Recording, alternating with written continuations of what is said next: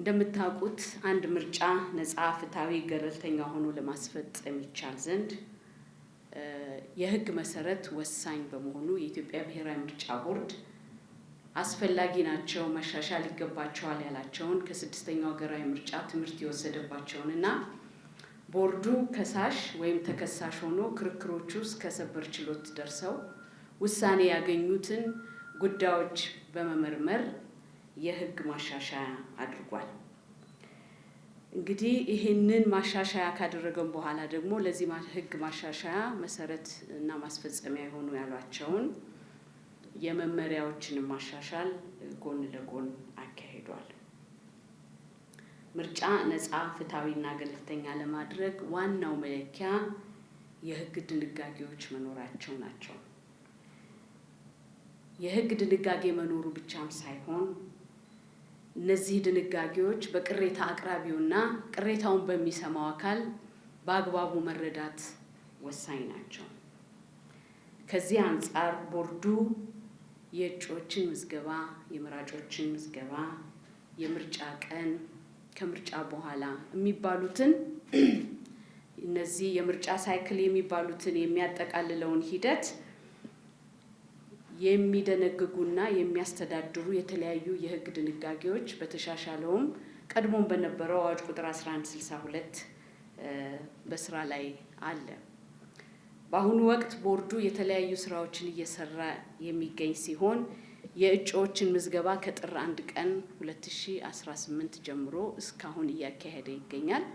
እንግዲህ የመጨረሻ የማጠቃለያ ቀኑ የካቲት 16 2018 ይሆናል የሚል እቅድ ተይዟል። ከዚሁ ጎን ለጎን ደግሞ የመራጮች ምዝገባ የሚባለው ዜጎች ለመምረጥ የሚሰናዱበት የምርጫ ካርዳቸውን በሞባይል አፓቸው አሲስትድ በሆነ የመራጮች ምዝገባ ወይም ደግሞ ቀድሞ ስንሰራበት እንደነበረው ማኑዋል በመጠቀም መራጮች ራሳቸውን እንደ መራጭነት የሚመዘግቡበት ሂደት የካቲት 28 2018 ይጀምራል። ነፃ ፍትሃዊና ገለልተኛ ምርጫ የህግ ድንጋጌዎች መኖርና ግልጽ መሆንን አስፈላጊ የሆነውን ያህል እነዚህ ምርጫ ነክ ቅሬታዎች በወቅቱ ምላሽ ማግኘታቸው ዋነኛና ቁልፍ ሂደት ነው። እንደሚታወቀው ምርጫ በአንድ ወቅት ተጀምሮ የሚያልቅ ሂደቶቹም በየጊዜ የተገደቡ ናቸው። ለምሳሌ አሁን እያካሄድ ነው ያለው የእጩዎች ምዝገባ ቅድም እንደተጠቀስኩት ከጥር 1 ጀምሮ እስከ የካቲት 16 ይሄዳል። የመራጮች ምዝገባ ከየካቲት 28 እስከ መጋቢት 27 ድረስ ይካሄዳል። አሁን ባለን የምርጫ ሰሌዳ ግንቦት 24 ቀን የምርጫ ቀን ወይም ኢዴ የምንለው ይሆናል ተብሎ በእቅድ ተይዟል። በምርጫ ጣቢያ ቆጠራ ተከናውኖ ድምጽ ተሰጥቶ ቆጠራ ተከናውኖ ውጤት በመጀመሪያውኑ ቀን እንዲታወቅ ያስፈልጋል። በምርጫ ጣቢያ የተሰጠ ድምፁ በዛኑ ምሽት ተቆጥሮ መለጠፍ አለበት፣ ለህዝብ መታወቅ አለበት። እነዚህ በምርጫ ጣቢያ የተሰበሰቡ ድምጾች ተሰብስበው ደግሞ ወደ ምርጫ ክልል ሄደው ከየምርጫ ጣቢያው የመጡት ድምጾች ተዳምረው በምርጫ ክልል ደረጃ አሸናፊ የሆነው የመለየት ሂደት በዚህ የምርጫ ፕሮሰስ ውስጥ የሚካተቱ ናቸው።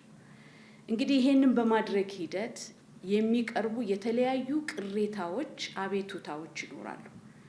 እነዚህ አቤቱታዎች ወቅቱን ጠብቀው ህግን መሰረት አግኝተው መፍትሄ ካላገኙ በውጤቱ ላይ የራሱ የሆነ አሉታዊ ተጽዕኖ አለው። ለምሳሌ መራጭ በሚመዘገብበት ጊዜ ቅሬታ ሲኖረው በተወሰነ ጊዜ ያንን ቅሬታ ማቅረብ አለበት።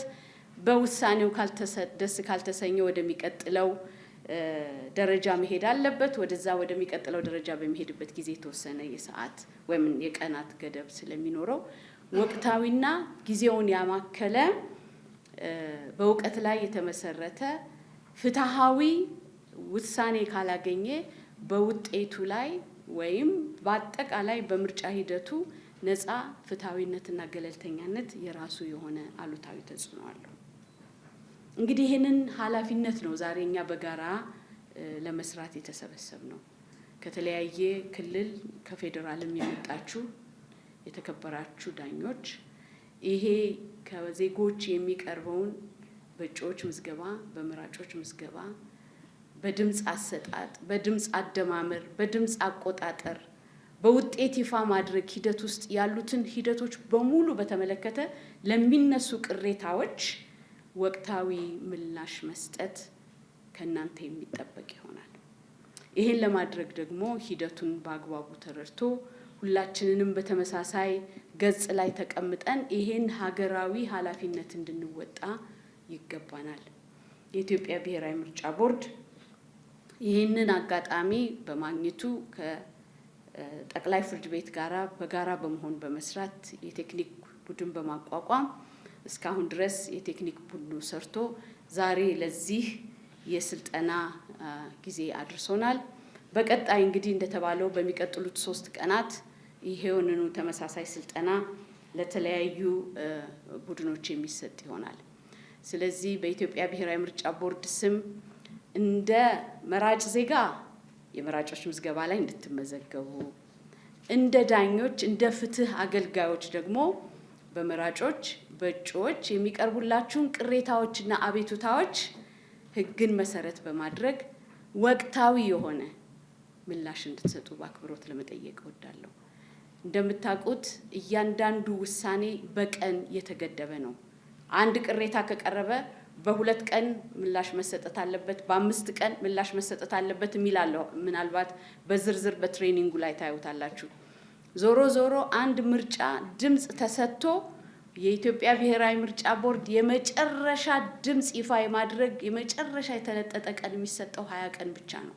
ስለዚህ በእነዚህ 20 ቀን ውስጥ ድምፅ ከተሰጠ በኋላ አዳምሮ ቅሬታ ካለ ቅሬታ አስተናግዶ ለሕዝብ ይፋ የማድረግ ግዴታ ስላለብን የፍትህ ሂደቱና አሰራሩ ግልጽ መሆን፣ ተደራሽ መሆን፣ ጉዳዮች በፍጥነት ውሳኔ ማግኘት ለዚህ ሀገራዊ ኩነት ዋና መሰረት ስለሆነ ይህንን ታላቅ አደራ ተረድታችሁ ይህንን 7ኛውን ጠቅላላ ምርጫ እንደ አንድና ትልቅ ባለድርሻ አካላት ሆናችሁ ውጤቱ ላይ ሁላችንም ደስ የምንሰኝበት ነፃ፣ ፍትሃዊ፣ ገለልተኛ ምርጫ እናደርጋለን የሚል እምነት አለኝ። ስለመጣችሁ እጅግ አድርጌ አመሰግናለሁ።